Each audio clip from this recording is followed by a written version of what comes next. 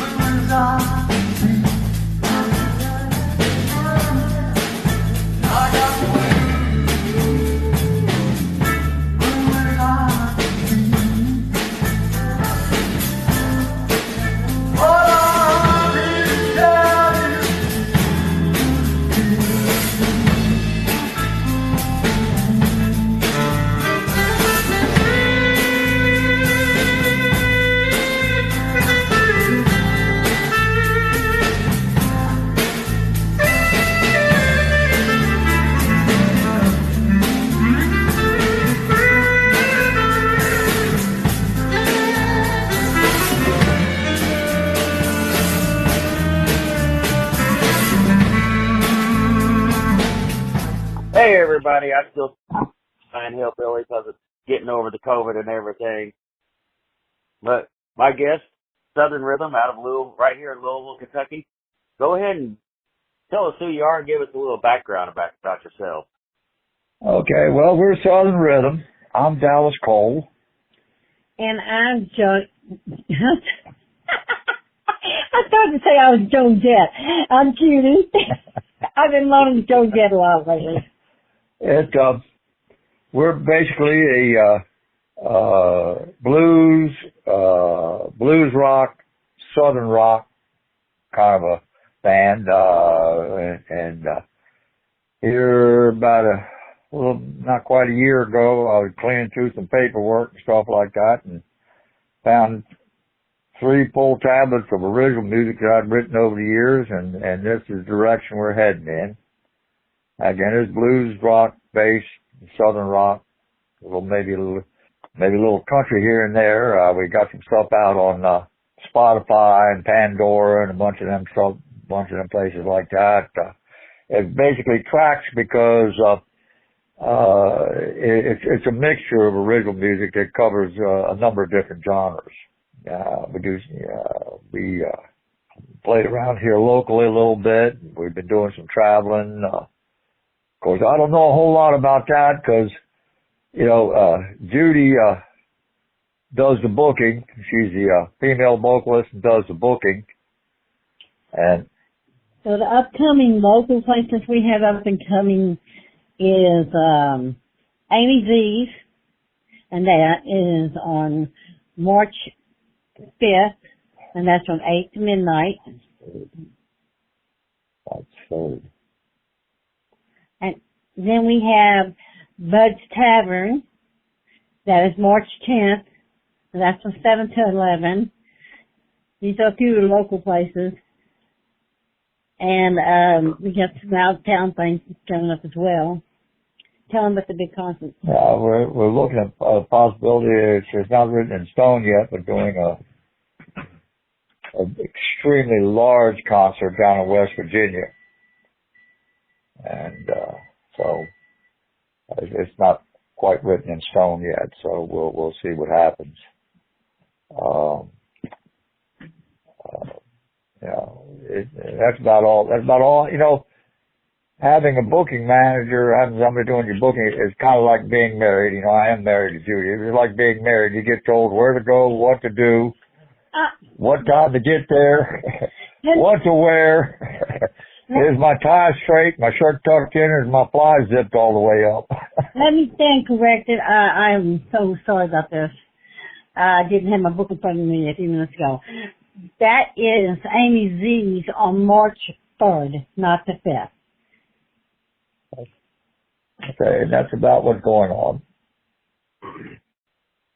Well, speaking of how to dress, you always, ever since I've known you, when you show up, you're dressed the part. Yeah, thanks to Judy. No, seriously, Bob, thanks to me, because years ago I told him, I said, we have to dress the part to be the part. I told him that. I said, even in public, when we just go out places, we need to dress and be the part that we are, the rock stars that he is. And so, yeah, I've always embedded that into his head.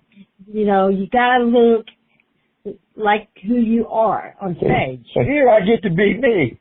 My hair's not brushed. I'm in my jammies, my SpongeBob SquarePants jammies, and I don't have my teeth in. That's him. That's him. And I haven't shaved in 2 days. He's got that mountain man look going. Oh. You know, But I've seen you at open mics, and you know, even if it's just an open mic, it's like, man, you're still the best dressed person here. It's been a trip. You know, it really has. You know, I'm 78 years old, and I would never have thought at my age. Well, yeah, I would. Yeah, I'd be doing what I'm doing today. You know, I'm going back to when we talk about the dress, you know, and stuff like that. You know, we're who we are, okay?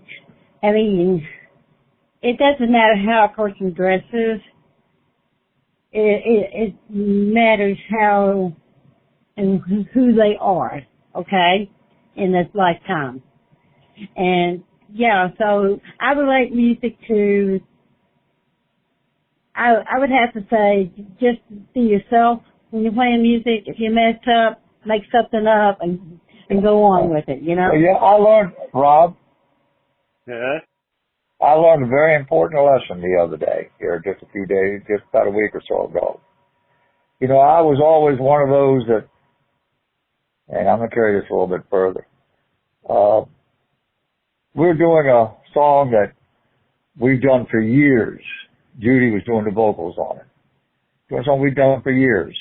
I started out in the right key, and about halfway into the middle of the song, I figured out I'm in the wrong key. I switched, for some reason, I switched over. I kept saying, though. Yeah, she kept saying. And I learned a very important lesson about imperfection. Okay? And here's something I want to say right now, in public. A few years back, I got upset with an individual. No, I'm gonna call this individual by name. I got upset with an individual who happened to be you. And I was wrong. Yeah. I was wrong, you know, and I learned an important lesson just a week or so ago. And here in front of God and everybody, I want to say I am so sorry, and I want to apologize for the incident You've that happened. already apologized before. I know, but I want to say it publicly. Publicly. Oh, yeah. Man. I just wanted to bring that out. I learned an important lesson about imperfection. You know. Yeah, you know. None of us are perfect. You know, friends are friends, and friends are family. Yeah. Okay. And friends and family, they always have a little to-who. But, you know, at the end, we all love each other. Yeah. Yep. If Judy didn't love us very much, we did something down in southeastern Kentucky. Oh, no. To benefit for the military. Oh, yeah. Let me tell you what he did to me. Go for it. We were on a stage. The stage was a high stage, about 7 foot in the air or better. Now, unfortunately, the access to the stage was they had put up a ladder. So we all came off the stage at the end of the set, and Judy couldn't get down the ladder. She was stuck on the stage. Well, let me tell you why I was stuck on stage. He took the ladder. He took it. I had no way to get on stage. 20 minutes later, we figured out she was still on stage. Oh, you knew the whole time. So I put the ladder back up, went up there, and threw her over my shoulder and carried her down the ladder. Well, I ain't jumping off a 7-foot stage. Oh. Well, and it's something that, and I'll tell you something else. Here you talk about, you know, live music is something else altogether. we were on this same stage. It was an outside stage. They had a big generator, providing, the power for the stage and everything. We were in the middle of doing Santana's Black Magic Woman. Halfway into it, the generator ran out of gas. And in the drummer. Yes, ran out of gas. So the drummer took a 20, and Judy on my tambourine. On the tambourine, and the drummer took a 25-minute drum solo, tambourine solo, until they got gas, fired the generator back up, and the people out front thought it was part of the act. Oh yeah. Never had a clue. Let me tell you something. Playing a tambourine for 25 minutes straight, hitting it off your damn hand like that, it causes calluses. Oh yeah. He went all Bob Weir on it. I tell you, geez. Was that Charles? Huh? Was that Charles that did that? No, it was Bobby Harrison. Yeah, Bobby Harrison. Bobby passed away. Got some great legends in our past, at Bobby Harrison, Charles and Plumley and well, we again, you just never, and Judy's right, you just never know, no matter where you go, you never know who's going to walk in. We're in a little juke joint out, not too far outside of Chicago, playing one night.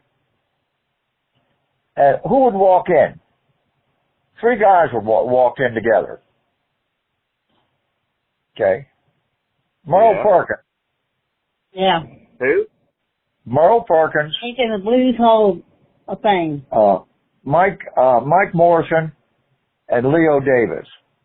Merle, all 3 of them they're Chicago Blues Hall of Fame inductees.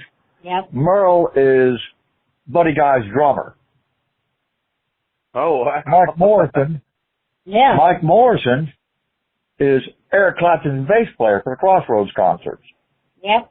And Leo Davis was a producer out of Motown. Can we sit in? Oh, sure. Yep. Yeah. Yeah, absolutely. And they did. Yeah, I got videos on the on my social media page. Tell him about the. Yeah, Leo had been drinking pretty heavy. Leo passed away a couple of years ago. Yeah. Had been drinking pretty heavy, and he'd come up on stage to play keys. And he tripped coming up on stage. I don't know what he was drinking. On the rock. Jack Daniels on the rocks. Yep. And he tripped coming up on stage, fell over top of my amp, never spilt a drop. Never dropped a glass. Total pro. That was on up on Voodoo Woman. Yeah. Judy was doing Voodoo Woman. Coco Taylor's Voodoo Woman, and that's when he was coming up on stage, tripped and fell over top of my amp. Didn't spill a drop. And Dallas and him became friends, and me and him became friends on Facebook after that. We just talk. Yeah. We still talk to him. Well. Yeah. I tell you. Another. It's amazing the stuff you run into. We opened up for Black Oak, Arkansas. Jim Dandy. That's another story. What happened is their backline didn't get to the gig in time. Okay. Yeah. So then something happened with the roadies. The backline didn't get to the gig in time. So they used my backline. and John Hewlin, the bass player, blew up my bass player's amp. Jeez. Yeah, they were good people. They took care of it. Yeah. Yeah, they took care of it. But thank God we had played first, and then cause we were opening up for them, it was crazy. Hopefully, you talk about Hal McCormick. There's a possibility that Hal, their lead guitar player, is going to be doing this concert down in West Virginia. We're not sure yet. You know, that's not written in stone or anything. It could happen, could not, but there's a possibility. Wake up your mind with premium organic coffee that's really, really good for you. This isn't just any regular cup of joe. Four Sigmatic's best-selling coffee enhances focus, boosts your mood, and even supports your immune system. Four Sigmatic coffee is mixed with functional mushrooms like lion's mane and chaga. These superfoods are some of the most studied wellness-supporting supplements on the planet, now easily mixed into your daily favorites. Guaranteed delicious and loved by thousands, over 1 million cups served, 100,000 plus monthly subscribers, and over 30,000 5-star reviews. Try it risk-free, and if you don't love it, you get your money back. Use the code RobUnderground to subscribe and to save 30% off your subscription. It's 20% without it. Or you can just click the link in the description, or be sure to try Four Sigmatic Natural Coffee. You're recording all this. Are you doing this yourself? Or are you going to a studio? Or we are going to be going down to the stuff that I recorded was done, was done here. Judy's got set up to go to Nashville on the next EP, to go down to Hal's place. So we'll be going down to Nashville to record the next EP. Isn't that right? Am I wrong? Oh, no, you're right. That's awesome, hell yeah. But this the current one. What's the title? It's not. I put it out as single tracks because it couldn't. Yeah, I had to because it's not. It went over as it's multi-genre. Right. It's not just blues or blue or southern rock. It's got some pop in there. It's got some country in there. It's got some other stuff. Well, here's a question I like to get. Like one of my favorite questions to ask guests sometimes is, if you were able to work with any producer, who would that be? Yeah, that's always the reaction. Silence for a second.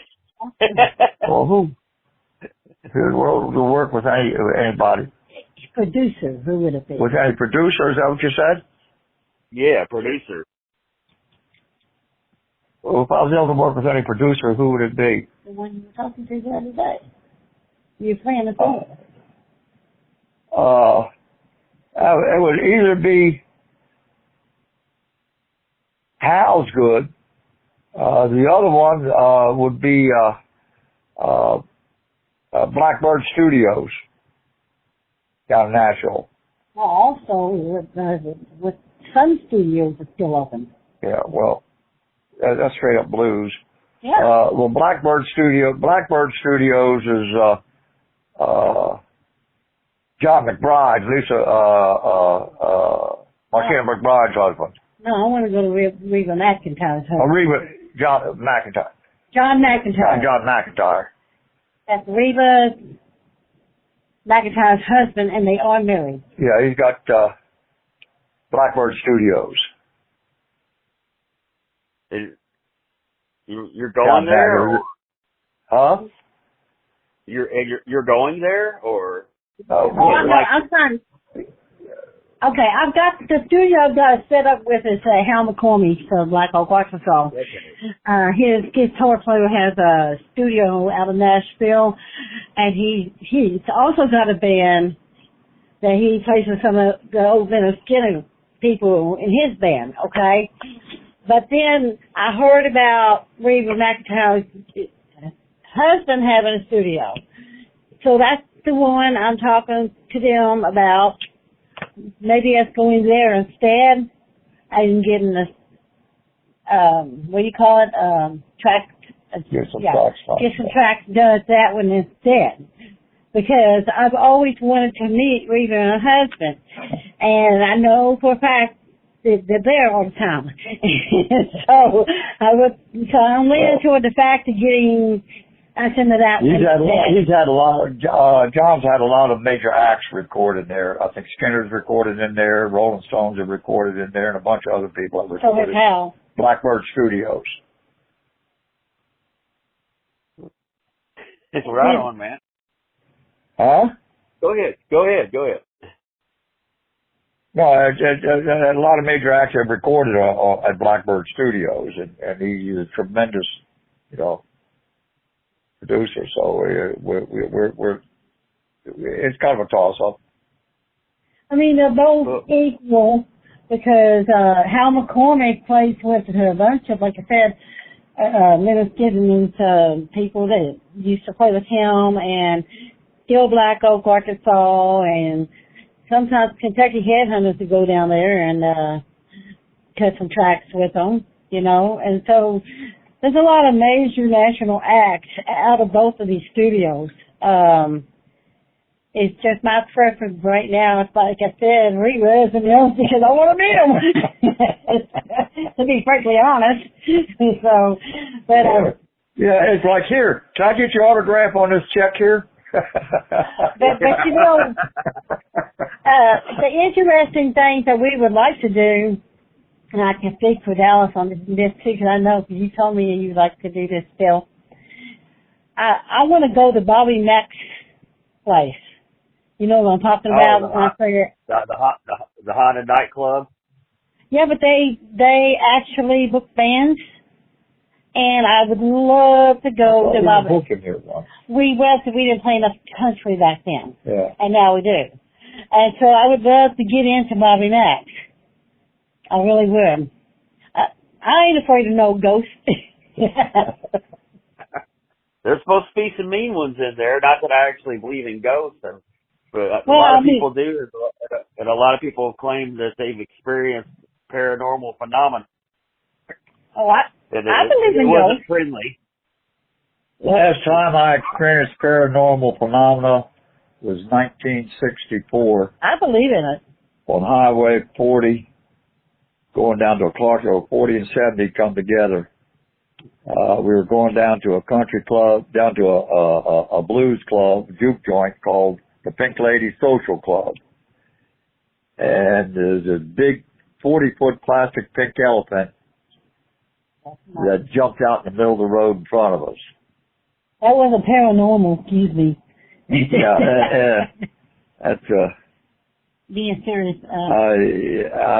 Back then I had made the mistake of doing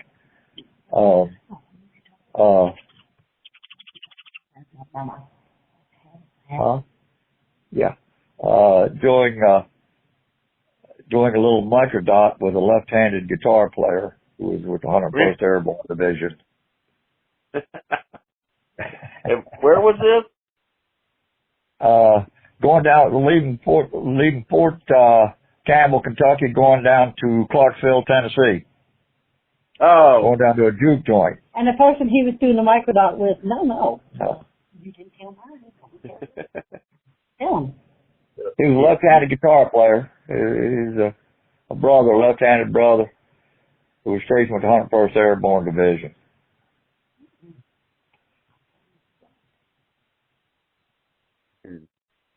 You want to know who that was? You want to know who that was? It was Jimi Hendrix. Oh, shit. Right on. He was stationed with Jimi Hendrix. Yeah. No, that's the truth. I know. That's like coming off that stage at Chick Ridge. I'm sitting in the truck waiting on Dallas, and old Black Oak Roch's guitar player walks up to the window and feels their knees to grab me and kiss me, and I pulled him by his hair and told him no.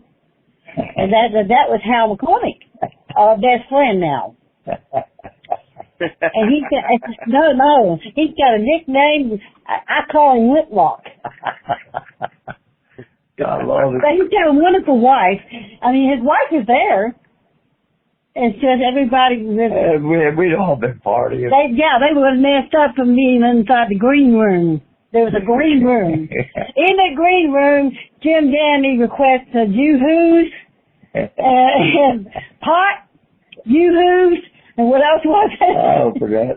Oh, that was a wild ride. That was Chick Ridge Bike Rally. Yeah. And then This is going national. You won't be talking. that's okay. Let's not think anything. I'll tell him. Yeah. I'll call him and tell him. What We don't tell all our stories. We're good. I mean, we're no drunken, and let me tell you something. no smoking hippies from the 60s.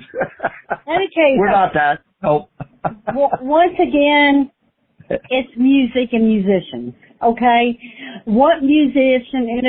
I mean, think about this. What musician has not been around the block a few times and experienced? Yeah, I was down. Where was I? I was down. I'd gone over to Jeffersonville for something on Friday night. I know musician. I mean, you're broke. I mean, you're playing for the love of music. You're not making any kind of major money to speak of. If you really want to know the truth. Yeah. And I know that to be true because I saw 4 musicians out front of this one bar, and they were all sharing the same cigarette. It's the truth. It's the truth. And you're going to tell them that I asked you when I first joined your band how to... Oh, yeah.